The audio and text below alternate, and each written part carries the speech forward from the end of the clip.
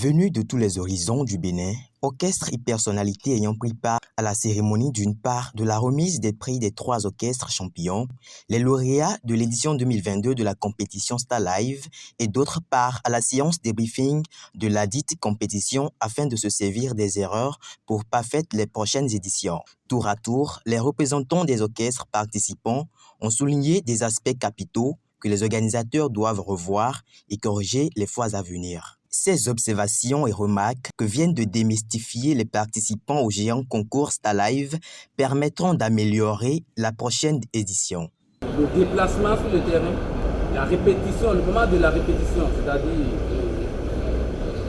la manière de répéter. Les répétitions ne sont pas préfinancées. Si à la longue, on pouvait toutefois préfinancer les répétitions, là aussi, ça va nous permettre de rester dans un bon environnement pour bien répéter. Là, le résultat sur le terrain sera différent. De l'autre côté, quand il est question du déplacement et de l'hébergement, c'est autre chose. Ça là, c'est ça qui a... c'est qu'on a beaucoup dépensé dans ça. On a beaucoup dépensé dans ça.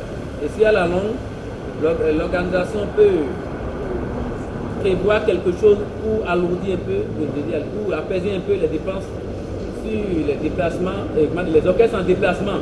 Quand il parle des orchestres en déplacement, peut-être si la demi-finale a lieu à Abomey par exemple, les orchestres qui viendront de Tomé, Parakou, Cotonou, ceux-là, au moins, là ils vont mettre leur tête, pour dormir et se réveiller pour l'événement. Au moins, si on peut leur trouver cet hébergement-là, c'est bon. Et pour cela, les attentions sont portées sur le président des ateliers Randolph qui rassure et promet. Pour les organisateurs, l'objectif de ce concours est de redonner de la valeur à la musique live béninoise. Ceci pour aider ces derniers à s'afficher sur les compétitions internationales pour prouver le talent béninois. Star Live, c'est la compétition des orchestres professionnels du Bénin. C'est un événement qui a démarré depuis 2016 et en cette année 2022, nous avons organisé la 4e édition. L'objectif, c'est de détecter les orchestres existants encore sur le territoire national, les mettre à la lumière, mais surtout les pousser à un travail, à la culture de l'excellence à travers ce projet de compétitivité que nous mettons en place. Donc l'idéal derrière, c'est de redonner de la valeur à la musique live béninoise et ainsi pouvoir avoir l'opportunité de la faire valoir sur les scènes internationales. Aujourd'hui, vous avez beaucoup d'artistes béninois qui font de belles œuvres artistiques, mais qui sont incapables de les reproduire sur le live.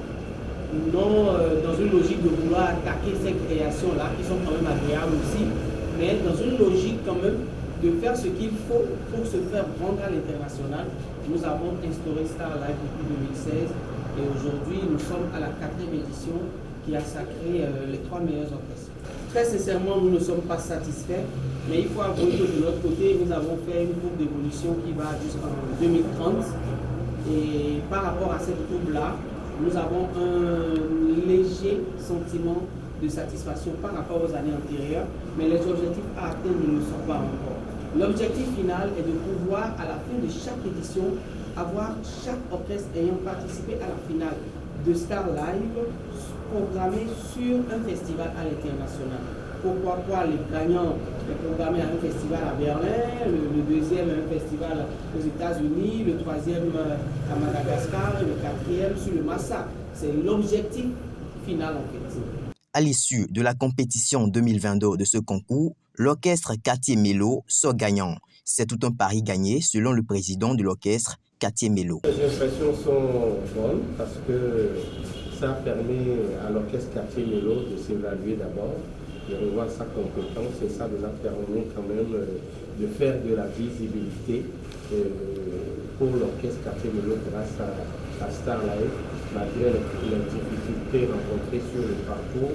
Mais nous disons, on est déjà satisfait quand même d'avoir quand même apporté le premier. Ça nous permet désormais de mieux nous côté et de valoriser la musique live et d'être vraiment représentatif sur le plan national en tant que porte-flambeau de Star Live 2022. Tout compte fait, nous avons déjà promis à l'atelier Randolph que nous allons garder ce prix Star 2022 jusqu'en 2024.